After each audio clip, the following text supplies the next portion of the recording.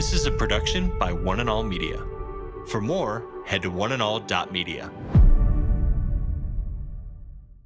I'm sorry, but no matter where you are right now, most of the world, 92% of the world would look at your life and they could not imagine that you would ever be discontent. Why then, why do I live as though I am not blessed? Why are there seasons in my life when there is chronic discontent? Today with Jeff Vines, pastor, apologist, and Bible teacher.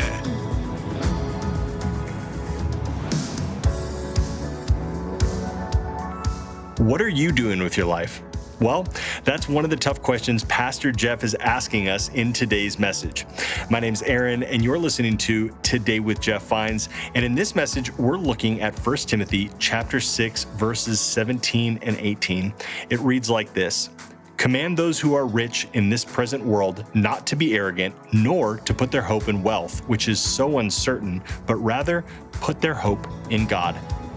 Here's Pastor Jeff. Let's dive into the message.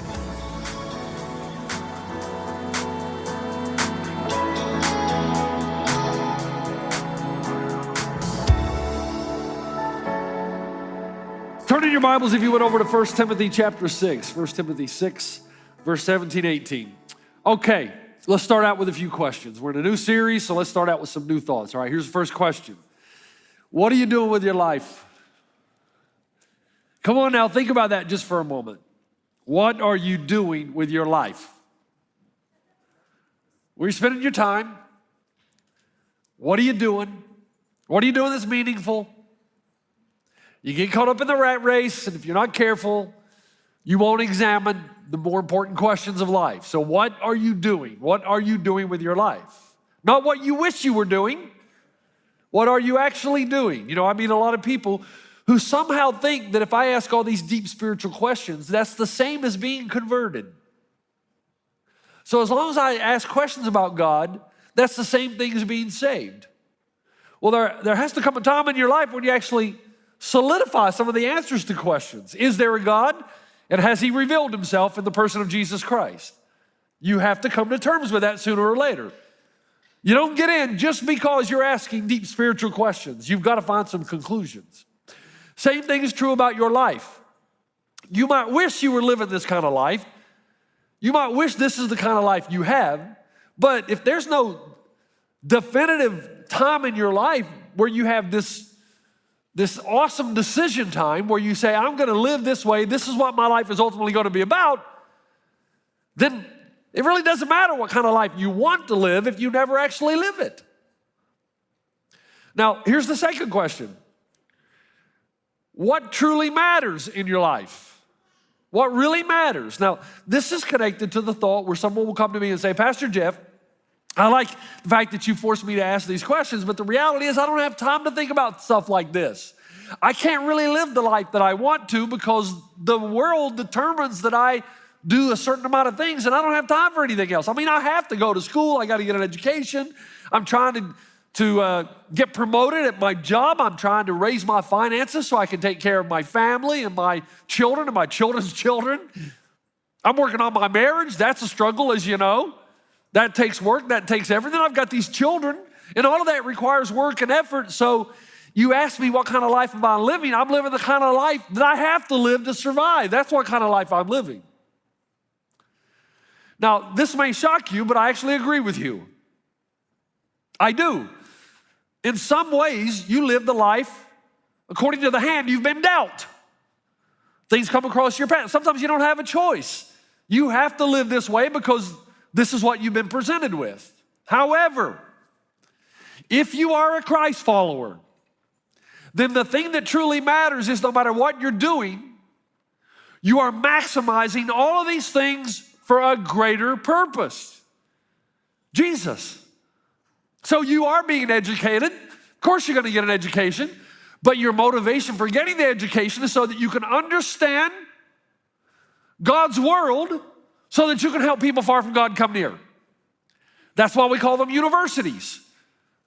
Remember on the back of every American coin, e pluribus unum, out of the many one.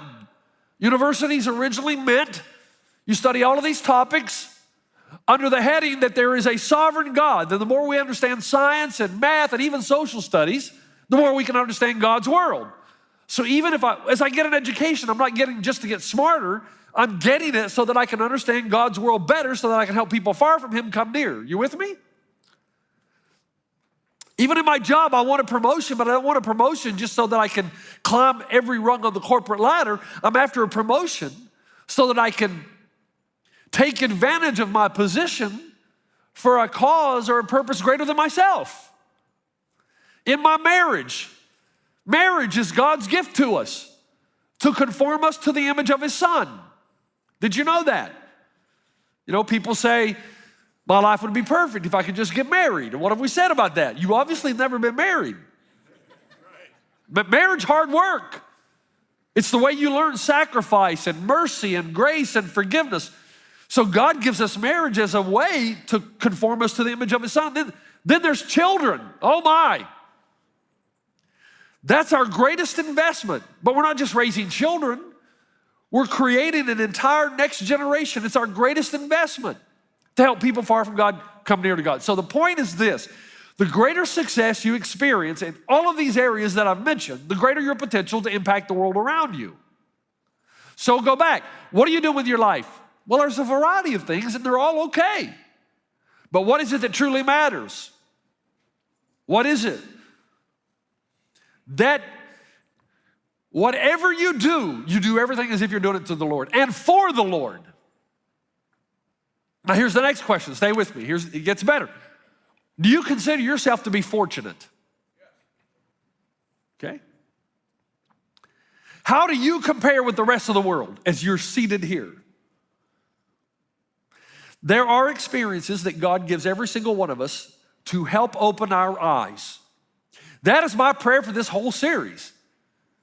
And as you grow and mature in your faith in Jesus, He sends you more and more experiences because typically the world will take you away from God, not closer to Him. So He has to shake you up. He's got to pull the rug out from under you. He has to do whatever it takes to open your eyes to reality, the way the world is, or at least the way it should be. Now, I had that experience when I was in Armenia this year. We were in the capital of Armenia called Yerevan. The population of the country of Armenia is 2 million, and 1 million, half of them all live in the city of Yerevan. Coffee shops there don't open until 8:30, which is not good. The reason it doesn't open until 8:30, for some reason, Armenians love to stay up very late. Most activity takes place around 10 to 1 a.m. in the morning, so they're not ready to open early. In fact, they may tell you they're going to open at 8:30, but in reality, open when they're ready to open. So I would make my way every morning from our little Airbnb that my daughter Sion had organized for us. I knew that if I went to the coffee shop and it wasn't open, if I just walk another mile, there were these two young guys, real entrepreneurs, who had opened up a little open-air coffee stand. And I knew I could get coffee 24/7. They never closed. God bless them. And as I sat there on the park bench early in the morning to start my study, there was this fresh spring water well that people would come early in the morning. I mean, the water in Armenia is unbelievable. It's one of the few countries you can actually drink it. It just comes right down out of the mountains. And I would notice all of these people coming up and down the street looking for anything that might have been left over from the night before, and most of them were older. Armenia has marginalized its elderly and given all the jobs to the young and cast the elderly aside. There's no Social Security. Nothing to help them survive. So I noticed that early in the morning as I sat there, all of these people my age, yes, I'm older now, my age, guys my age walking up and down the streets trying to find something to survive. And I learned that 50% of the people in Armenia live on less than $5 a day. That's the price I paid every morning for a coffee. Let me ask you again, do you consider yourself fortunate? I looked that word up because as I'm seated there on the bench, I think I had a come to Jesus moment. Jesus said, hey, let's you and me talk while I've got your attention. And I looked up the definition of fortunate. Here's what it is. Receiving good from uncertain or unexpected sources, lucky. Now, if that's the definition of fortunate, then I'm not, because I know the source of blessings. 1 Timothy 6:17 is going to tell us that he is God who richly provides us with everything for our enjoyment. I'm not fortunate or lucky, I'm blessed. All good things come from God. He's the source of all good things. Psalm 31 says, how great is his goodness stored up for those who fear him. So, the final question. Why then do I, now let's forget about you for a moment. Well, not really. Why do I live as though I am not blessed and in fact are unfortunate? Why are there seasons in my life when there is chronic discontent? Be honest. Do you ever have a week where you're just miserable? Just discontent. Doesn't matter what happens or what you have or don't have, you're just not happy. Why would that? There are most of the world, in fact, I'll show you in a second, 92% of the world would look at your life, I'm sorry, but no matter where you are right now, and they could not imagine that you would ever be discontent. But me, I want better vacations. I want better golf clubs. I want better clothing. I want more free time. I don't want to have to work so hard. I want more liberty and freedom to do what I want to do and when I want to do it. I want to be rich. Now, not all the time. Come on, be honest. Don't play Mr. and Mrs. Spiritual on me. Be honest. Then I started thinking, well, how do you know that you are rich? Does the wife come home one day and say, honey, I went to the bank today. I've got some news for you. We're rich. Today we officially crossed the line. It's official. Tell the kids they can tell all their friends. Do you know that if you make, and Pastor Jeff, I've heard you say this before. Okay, just let me say it one more time, just in a short little excerpt here, and I'll move on. Do you know that if you earn $34,000 a year or more, you're in the top 4% of wage earners on the planet? Did you know that? Now, some of you are going to go home later and Google that. I did not say your net worth. That's different. But if you earn, your salary is more than $35,000 this year, you're in the top 4%. 96% of the world is poorer than you. Do you make $45,000 or more a year, then you're in the top 1% of wage earners in the world. Now, you may be the lower 1%, but you're in the 1%. Do you live in the U.S.? We are 6% of the world's population, and we consume over 40% of the world's resources. No, I don't think we should apologize for that because we produce much of the world's resources. It's an affluent country.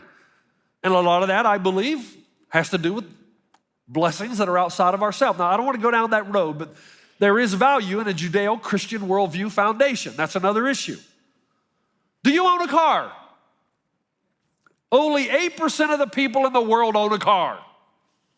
92% have to walk and ride a bicycle. And you own 2 or 3. Do you have access to clean drinking water? 1 billion people have no access, 1 billion, to clean drinking water. 800 million people will not eat today. 300 million children will not eat today. 1 billion people live on $1 a day or less. We could feed the entire world with $25 billion a year, and that's how much Americans spend on ice cream. You following me? That got me thinking about my life because I did not grow up wealthy. I was one of those kids in school that couldn't afford to go on the school trips. We didn't have the money. My athletic gear was always on layaway. Do you remember layaway? That's when you didn't get it until you paid for it. You laid it away. Now they give it to you. Then they try to chase you down for the money. We never went out to eat. I noticed that I had a lot less clothing than most of my friends, and definitely not designer stuff.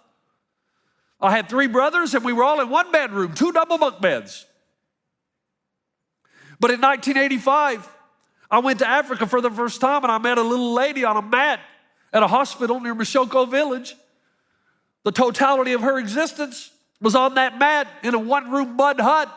And she walked every day to get water from the well, tried to grow her own vegetables. That was it. And she smiled all the time. And I asked her through a translator, what is the best thing you can tell me? She goes, the best thing I know is Jesus. People live in one-room huts. They own no cars. They walk miles to church and school. They live off their gardens. They often go hungry if there's drought. They have no access to medical care, and they're smiling. 800 million people will not eat today, 300 million being children. I have so much food in my house, I sometimes have to throw the old food away to make room for the new food. Don't you?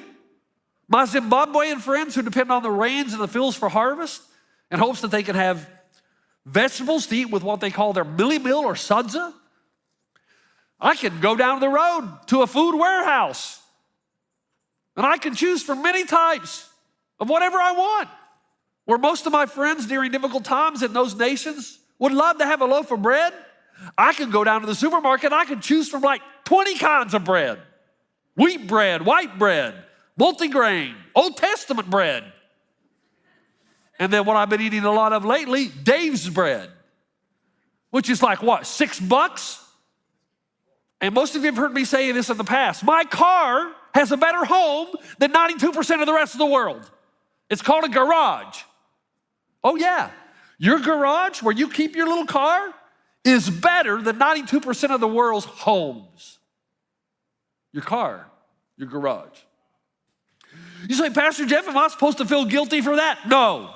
If you're feeling guilty, forget it. That's not the purpose. But to further complicate things, the Bible word for rich assumes basic shelter, food, and clothing.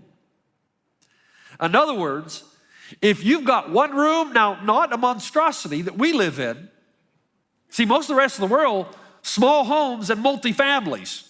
The Bible word for rich means basic shelter, basic food, basic clothing. We probably throw away in our lifetime more than most people will ever hope or dream of owning. Now here's the question then. If the Bible's word for rich means have food, basic food, shelter, and clothing, and you still got something left, then the question is, why do we get to live that way?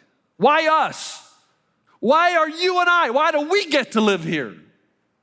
Why do we get to be in the top 4%, 1%? And then I realize when I'm seated on that park bench, it's the wrong question. Because I can't answer it. Only God knows the answer, but there is a right question, and here's the right question. What now? Since I am blessed, what? Am I accountable? Is there some sense of responsibility? Where to from here?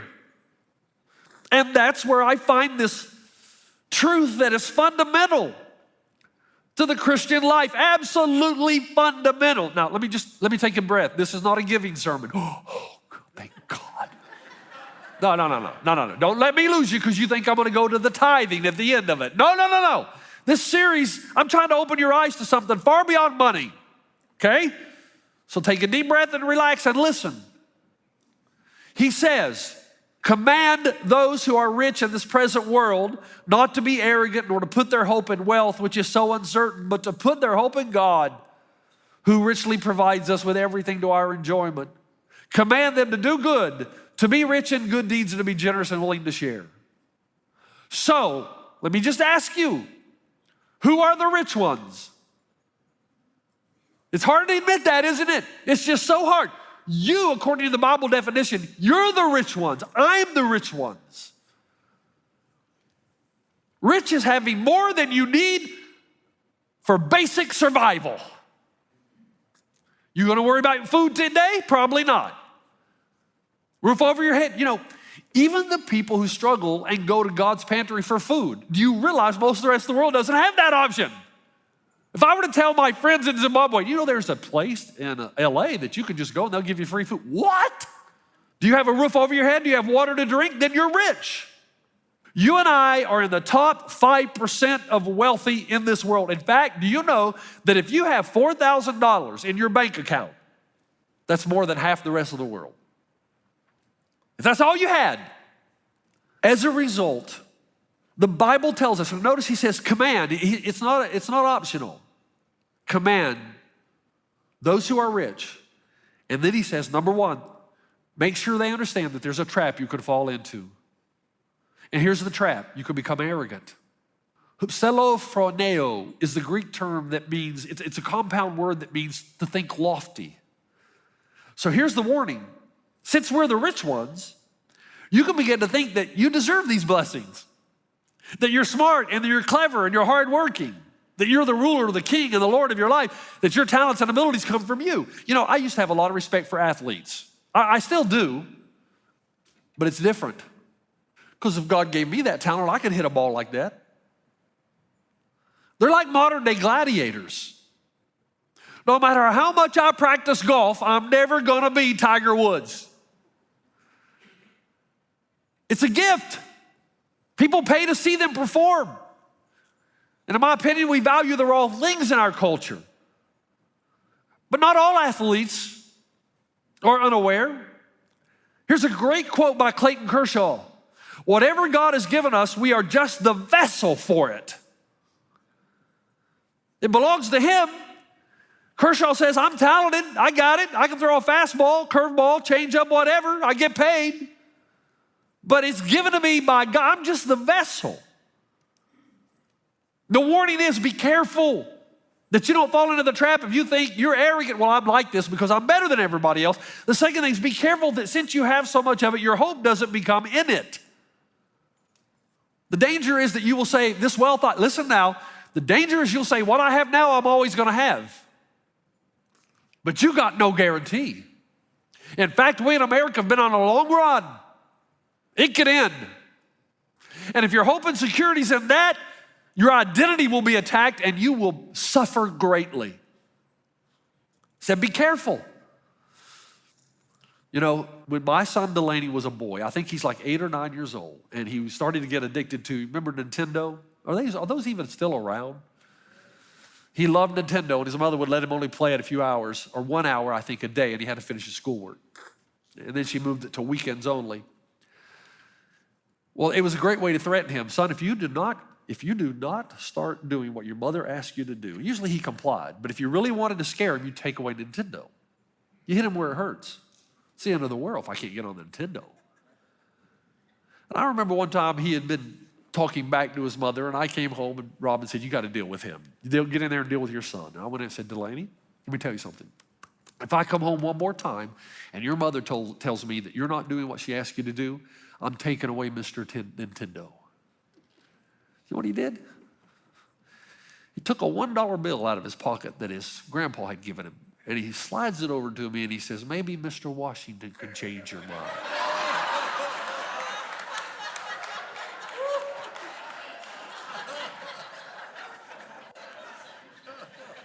What kind of kid does that? See, the problem with wealth is that you think you can manipulate your world to get what you want. You don't need God. You just need more money, a better life, more freedom, more liberty, more happiness, more pleasurable satisfaction. But Paul reminds Timothy that all these things come from God. They might give you a temporary feeling of pleasurable satisfaction, but what you're really looking for, it comes from God. You've been listening to Today with Jeff Vines. Thanks for joining us. Next time, we'll bring you the rest of this message from Pastor Jeff. We're all miserable. We're depressed. We're all on edge. You know why? Because we're trying to get something from something that is not wired to deliver it. He says, command them to put their hope in God who richly provides us everything for our enjoyment. See, you know what we're looking for? We're looking for perpetual joy. We're looking for something that will make us happy all the time. And only God can do that. You can listen to more messages like this. Just search for Today with Jeff Vines wherever you listen to podcasts. You make me wanna dance and sing with every single breath I breathe. I will bring this offering.